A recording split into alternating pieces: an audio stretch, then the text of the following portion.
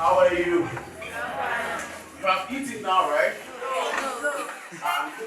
You have eaten, Abby? Yes. So you should have strength now. Alright. I want to thank you all for coming for this program. It's very, I'm sure you can hear my voice, right? Yes. Good. This program is a wonderful one. And why would I have to say it's a wonderful one? Whether you like it or not, growth is not just about age. Alright? Growth is not just about what? Age. Adding 50 years. How about I'm 60? It's not our problem. Our problem is within that your 60 years of existence, how many lives did you change? How many people will wake up one day and say, that man, that woman, I learned this from him, I learned this from her. That is the most important thing. If it is in terms of age, even man people, they also advance in age. But did they advance in, that's the problem. I'm not mocking them, but I'm just using that as an example that it doesn't matter how old you are. The most important thing is what? Your influence. And that is why you are here today. That is why you have signed up for this program, so that you can learn how to become what? Influential. And when I talk about influence, I'm talking about positive influence. Like other speakers have said, you have negative influences. After all, the Bible says that evil communication does what? Corrupts evil manners. Meaning that it is possible to influence somebody negatively. Alright? So today, or at this moment, I'm going to be talking about something very important. Influential Christian leadership, or an influential Christian leader. And I'm going to start by asking us a question. Who is a Christian leader? I'm going to start with you. Who is a Christian leader? Don't mind me, I'm a lecturer, so I will point on my students to respond. I like teaching an interactive class. Who is a Christian leader? I understand a Christian leader as a person that wishes and flows. Yeah, a good shepherd. Okay, a good shepherd. That's a Christian leader. That's all right. Anyone wants to give an idea of what a Christian leader or who a Christian leader is? All right, first. From my own understanding, I will say that a Christian leader is a leader that lives in the fear of God. All right. A Christian leader is someone that leads with the fear of God. That's good. That's very important. Now, I want to let you guys understand something very important. I want you to project the second slide, and I want us to read it together. Just scroll to the second slide. All right, good. Can you see this properly? I want us to read it together with conviction. Can we go now? The greatest want of the world is the want of men. Men who will not be bought or sold. Men who in their inmost souls are true and honest.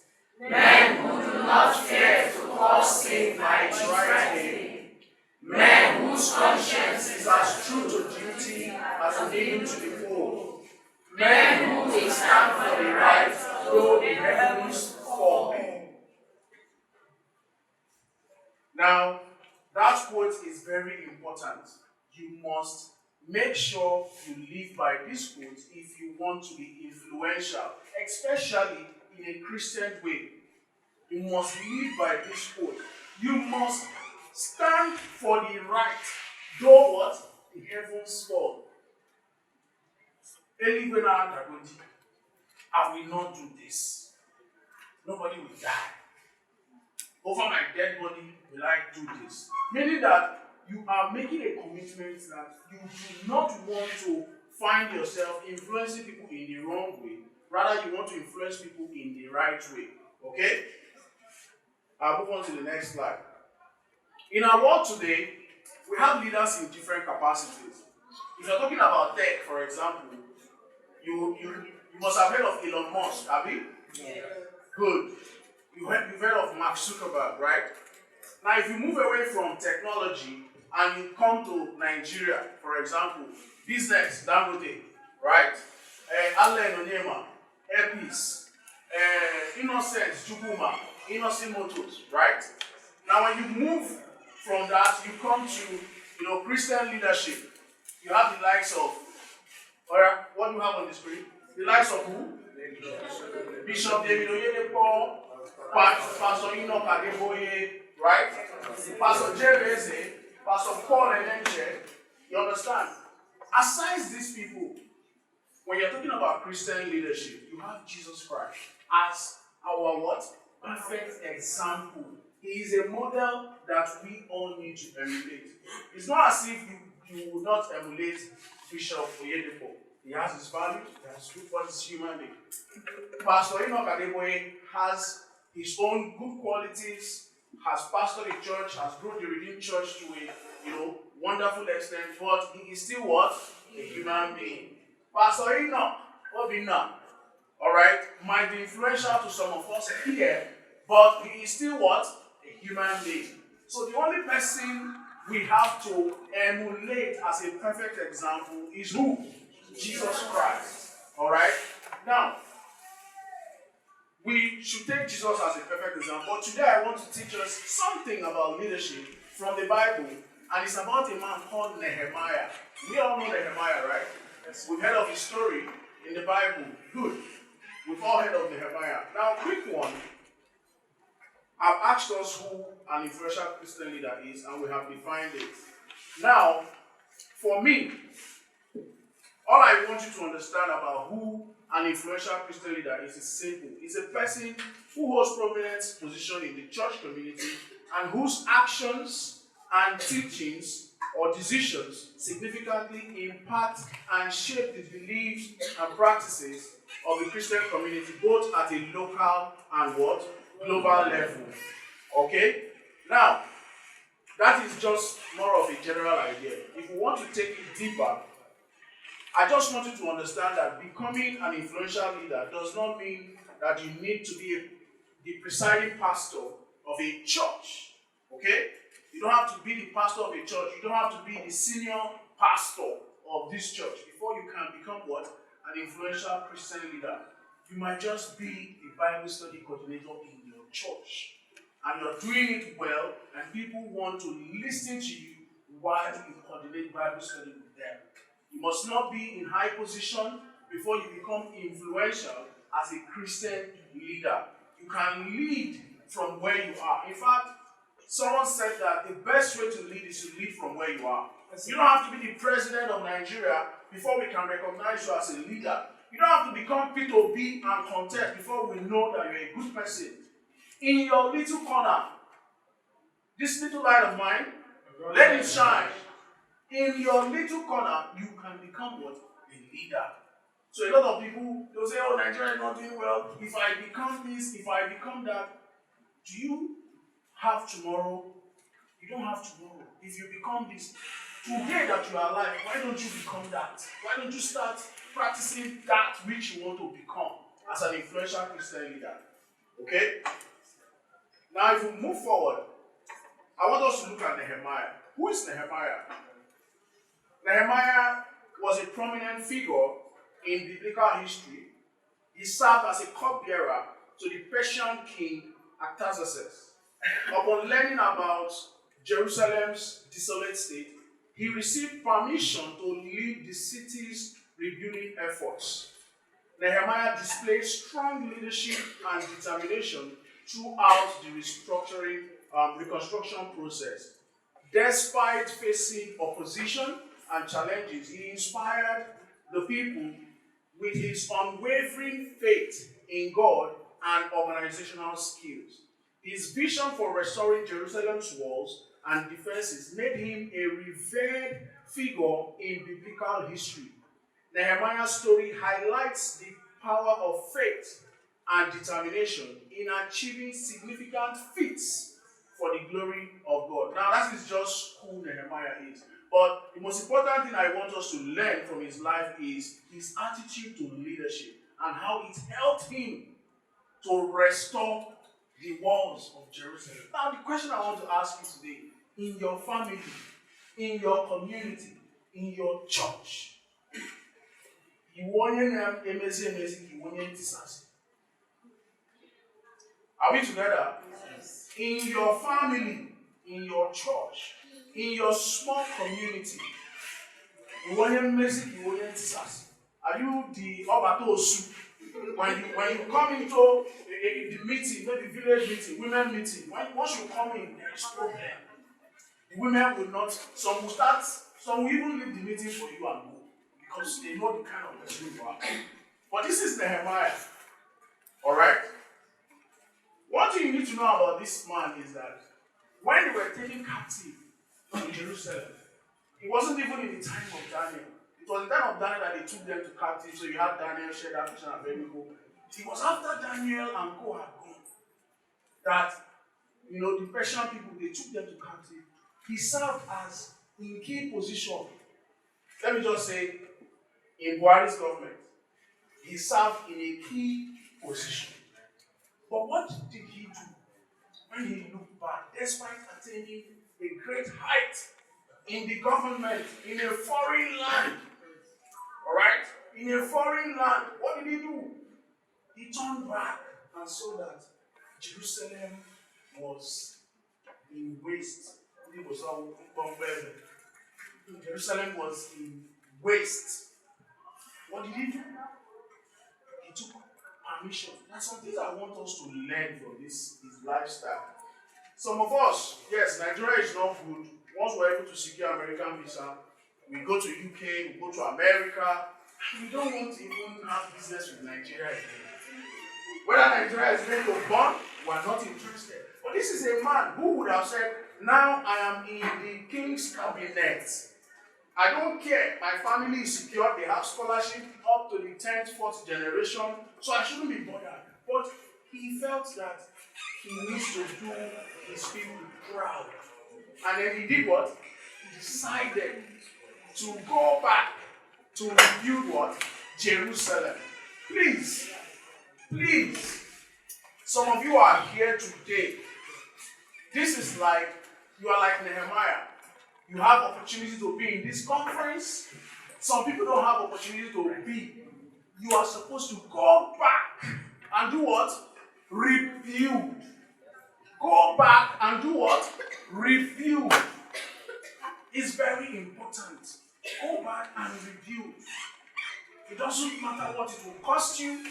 They will laugh at you. You will try to encourage them. They will say you are not serious. Try as much as possible to do what? Rebuild. Sometimes it's not the big things that you do that matters. The little things you do and the way you do them is actually what matters. It's very important. I'm also talking to the young children here, the secondary school students. When you go back to your school, when you resume school in September, you need to have a different mindset and attitude about how you want to live your life. It's very important. Learn from the life of Nehemiah. Alright? Now, what is it about Nehemiah leadership model? When I was trying to look at his leadership life, 5 core principles, alright? There are 5 core principles that you must get from today's lesson about Nehemiah, alright?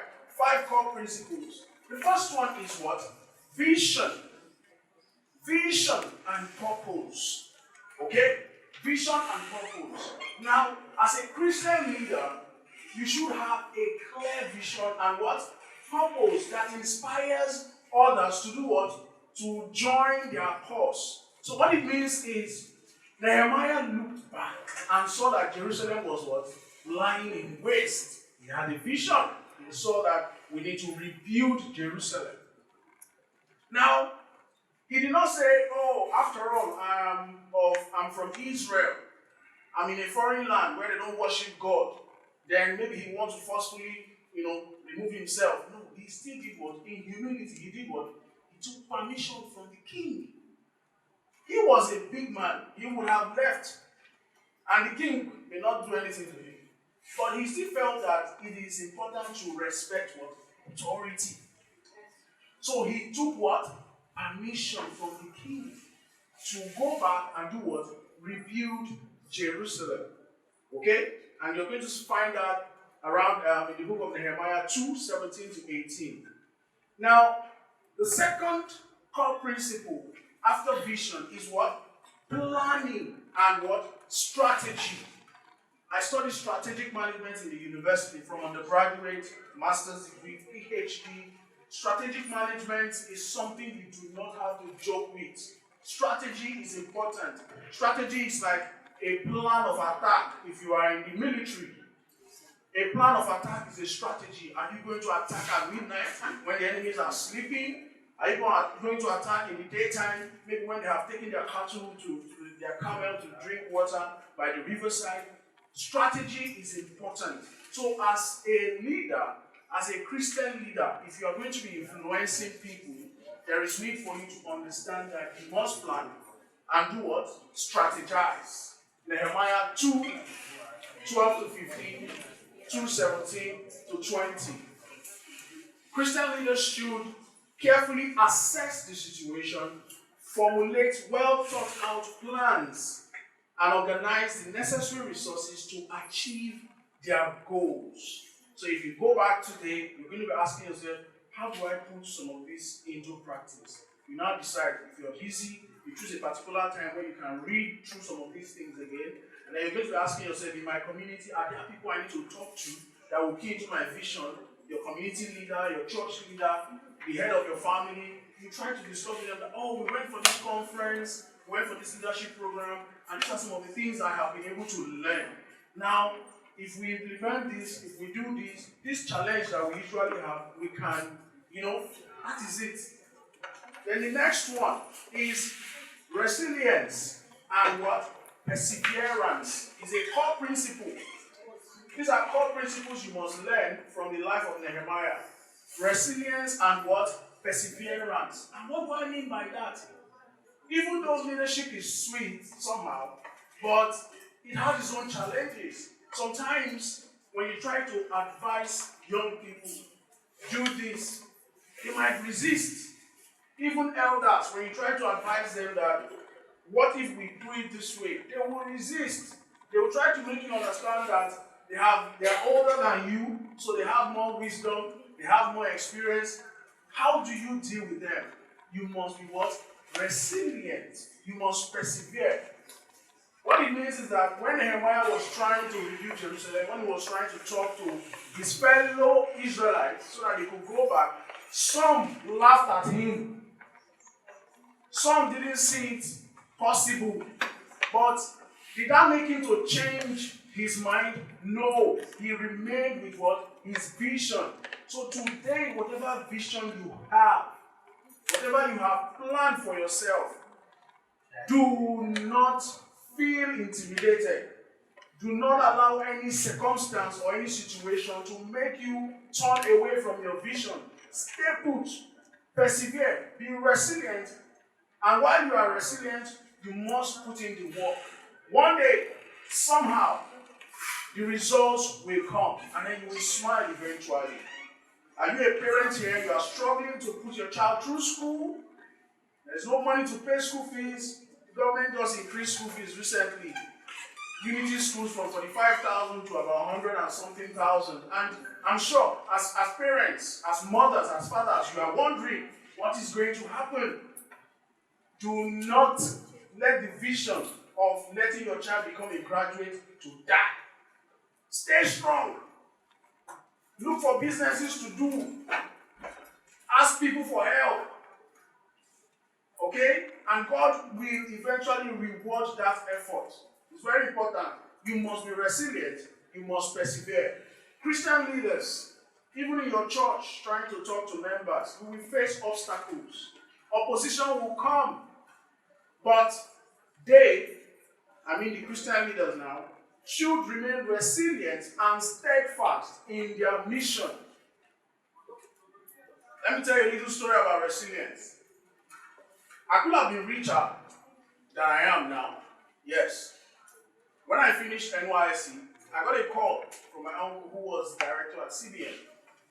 And he said, look, I'm sitting in a regional meeting with the CEO of Access Bank. Send me your CV so I can give it to him. I said, today, I want to be a professor.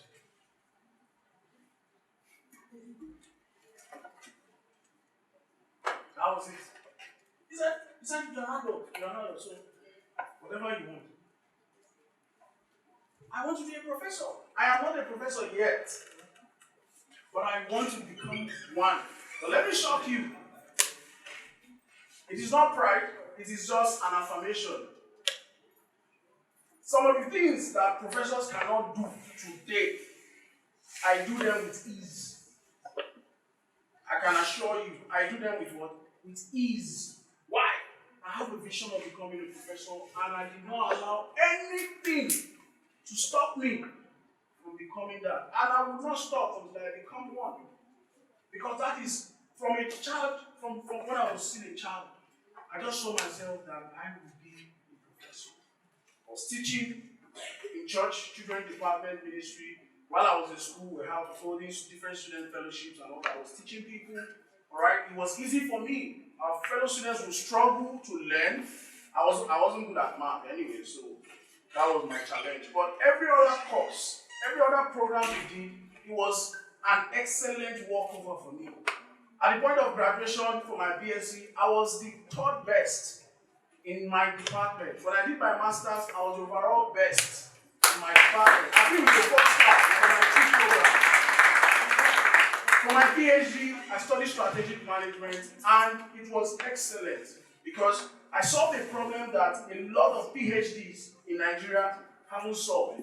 If you're used to PhD, you know that we depend on the Oyibos, their theory, their model, we adapt it to fit into our own study, and we say, at the point of presentation, we say, our study aligns with the model of Peter Drucker, Edith Penrose. And I said, no, it's wrong. Why is it wrong? Those theories were developed with the Oyibo environment. They don't know what is happening in Nigeria. We cannot be depending on their model. We cannot depend on their theory. And I said, on that note, I see it as a problem, and I'm going to develop a model that will help us to solve Nigerian problems. Even if they won't adopt the model, no problem. But I have made a mark. I have made my contribution. It's left for posterity to judge. So it is as simple as that. In everything you are doing, you must be what? Resilient. The fourth principle is team building and collaboration. And that's something I want you all to understand. In almost all the presentations today, every speaker, there has always been this thing about networking, collaboration. It's constant, it's recurrent. Meaning that when 2 or 3 are gathered and they are confirming the same thing, that thing is very important. Please, I am begging you, you cannot be an island of knowledge. Even in the forest, you can't find one tree. You will find different trees. Mahogany, Iroko tree, alright, Milina, whatever it is we call it. You won't find what? Different trees in the forest. You won't find one. You will find a lot of trees. Meaning that in this life, for you to achieve your vision, for you to pursue your vision, you must work with and through people. And that is why if you have studied management, they will tell you that management is the art of planning, organizing, leading and controlling. The leading and organizing is actually working with and through people to make sure that the goals of the organizations are achieved. Very important. So team building and collaboration is very important. And you find that in Nehemiah 3, and then you read the whole of from verse 1 to 32. Christian leaders should involve people from diverse backgrounds, assign responsibilities based on skills and abilities, and emphasize teamwork and collaboration. So it's very important. You must not see yourself as Ezo Nyangwalam. It is true. There is a popular saying that sometimes that kind of thing.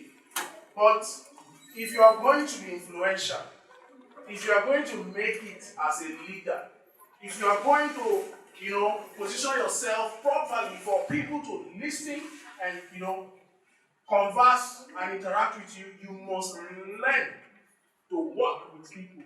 Teamwork is very important because there are some things you may not know that the other person will give you insights and wisdom.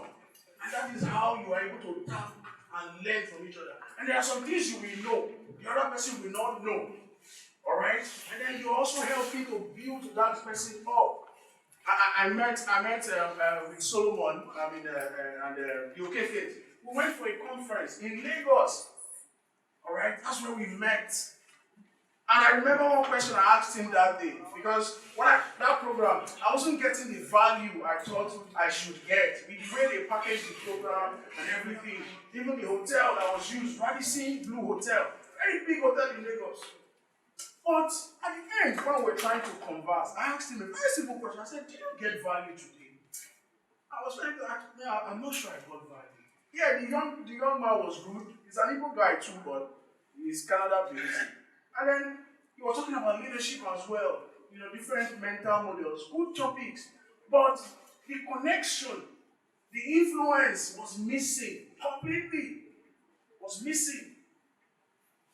And that was, we exchanged contacts, and since then we've been talking. And when one day I just woke up, I said, God, I need to do something. I remember I was the one that reached out to you. I said, sign me up for any leadership program. Let me come and talk. I feel like talking to people. And he was like, okay, we are doing something that will get back to me. And long story short, this is where we are today. Now, it's very important to do what? To network, collaborate, share resources. And I've also told him that I like what you're doing, even though I'm not based in the East. I came all the way from Lagos. I said, even though I like what you're doing, I think there will be need for me to borrow some of your models, some of your, in strategic management, we call it models. If you see a model that works, you borrow it, you try to replicate it. I said, I think I'll borrow this model, and let's see what we can do in Abia State. It might not be Abia in general, it might be my small Ubakala community. I can start from there. Alright, it could be my own way of giving back to the same community that, nurtured me while growing up. I remember when I left school, SS1, I told my mom, I said, I don't want to go to school again. They said, what do you want to do? That's a member conductor. Which kind of nonsense be this? Yes, prodigal son. I said, which kind of nonsense be this? And I left. Came home, I said, Mommy, I don't come back. It was funny. It was funny. At different times, I remember then, my mother would take police. My mother would go and call police, come and arrest me at a bus park. One day I was at Umaya, Ishigate, that's what we call it. I was like, Abba. And somebody held me. It was my mom. Like, Jesus. And before you know it, another person came. That was the police. They locked me up in the cell. My mother said I must go to school. I said no. Because I was making small change. 1,000 per day. That was so many years ago. 1,000 per day. And then Aprico. I got one Aprico now. So when you put it together, you're getting like 1,500, 1,800. It was big money there. I was like, I didn't know I was deceiving myself. But today, I'm proud to tell you, I have a PhD. Yes. So what it means is that yes, I need to be a professor. If Nigeria doesn't happen in the next 4 or 5 years, so that is just it. Whatever you have set for yourself, I beg you, in the name of Jesus, do not lose focus. Okay? Team building, collaboration, working people. Then the fifth one, integrity and character. It's very important to Pastor Nduka was saying that it is always good for you to have a discussion with yourself. Have meeting with yourself. That one is more important. Because if you refuse to have meeting and other people decide to have meeting on your head, yes, I'm telling you the truth. I am not a saint. Okay? I had character issues growing up. I had character issues. Okay? I was very stubborn but intelligent. But I was stubborn. All the fights in the community, yes, all the fights in the community, they are my friend. We'll go and ambush somebody. One day we ambushed a lady, we beat her up. for meat. For meat. I came from an extended family. So my grandfather married 2 wives. So the first wife died, so they were burying her. And then somebody was supposed to give meat to a group of people. And she just took some and gave them. And the rest she packaged and she wanted to take it home. We said, lie, no happen. We chased her. Beat her, collected the meat. Sometimes if I look at some of those things, I'll be like, which kind of life is this? But that was part of growing up. So I had character issues, a lot of problems, trying to find my identity, trying to find who I am and who I want to become. Yes, I had character issues. I'm not proud to say them, but I'm saying them for learning's sake. Anything that would mess up with your character, please run away from it. Run away from it, because Nehemiah made sure that while trying to rebuild Jerusalem, he maintained integrity and what? Character. How many Nigerian leaders today will be in the presidential cabinet and they will remember their constituency? How many? Because the moment they are there, my family is secure. Secured. Only I was amazing at you now, but I wasn't even possible at all. Not interested. And that is not good. So please, I am begging us today. Young people, I'm still young. I was born in 1988. I don't think I'm that old. I'm just 10 years older than you guys. Oh, wow. Yeah. 1988. In my small years of existence, I have gone through a lot.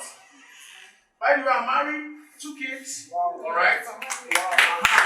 So I have gone through a lot in my small 35 years. I became 35 on the 27th of May this year. But in my stubbornness, one thing I want you to learn, in my stubbornness, in my character issues, God was still in the picture. God was still there. And I believe that there is nobody today that God cannot change their lives. If you can change me, you can change anybody. That's why it is good to not write anybody off.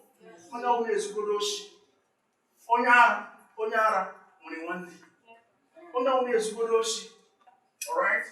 Even if the person is a prostitute, do not write them off. After all, in the Bible, a prostitute, just because she saved the spies who came to Jericho, in the book of Hebrews, her name was mentioned as people of faith. A prostitute. As some of us here, who are you to condemn them? Please don't do that. If you're going to be an influential Christian leader, you must find a way to carry everybody along. Maintain integrity. If you're in the community, okay. You don't take another person's phone and pocket it. Share to everybody. If it goes round, let it go round until God blesses the little. If it's not that one you steal, that God will bless. God blesses the little. And as a leader, sometimes I beg you, servant leadership is very important. Let us learn the principle of Jesus Christ, our perfect example. At the point of washing the feet, what did he do? He took towel. And he did what? He showed the example. So today, we have leaders, they are in G-Wagons, they are in Saris, then the people that voted them are walking with legs on bad roads. That is not good. I'm not saying they should not enjoy the beauty and the goodies of that position. They should, but there are ways you do it, and you carry everybody along and they feel happy. That is just what I thought I should share with us today. As Christian leaders, let us learn from Nehemiah's leadership model. There are a lot of leadership models. There's Elijah leadership model, there's Moses, alright? But Nehemiah's leadership model, for me, speaks volume, and that's why I chose it to share with us today. So it's very important. And for anyone who is interested, alright, you can get my contact later. There is a whole package course on Nehemiah leadership model. What I just shared with you is just, there are little nitty-gritty about Nehemiah leadership model that you will get in an elongated course. And trust me, let me not lie to you, these courses are usually not free, okay? But for the sake of relationship building, for the sake of networking, anybody who is interested, all right, it's going to be a free course. It's a course that has about 7 modules, and each of these modules have, their sub modules and all that. It's a course that you will learn for free because it is spiritually uplifting. It's about discussing leadership from a biblical perspective. All right? And let me tell you, if you are in business, these principles also apply. In your individual life, these principles also apply. One thing I don't want you to forget as I wrap up is this. Before you can lead, before you can be influential, you must first of all do what? Lead yourself. Are we together? You must first of all do what? Lead yourself. Someone will tell you that you cannot pour from an empty cup. Alright? You cannot do what? Pour from an empty cup. So what it means is, first, before you want to start leading other people, lead yourself. That's why you need to take this course. Understand the values you need to develop for yourself. And then, when you are full, you are vibrating with fire. Alright? You can now go out and say, this, let us do this way. People are going to be wondering, okay, this person is saying this, he has value. Let's give him the chance. It's as simple as that.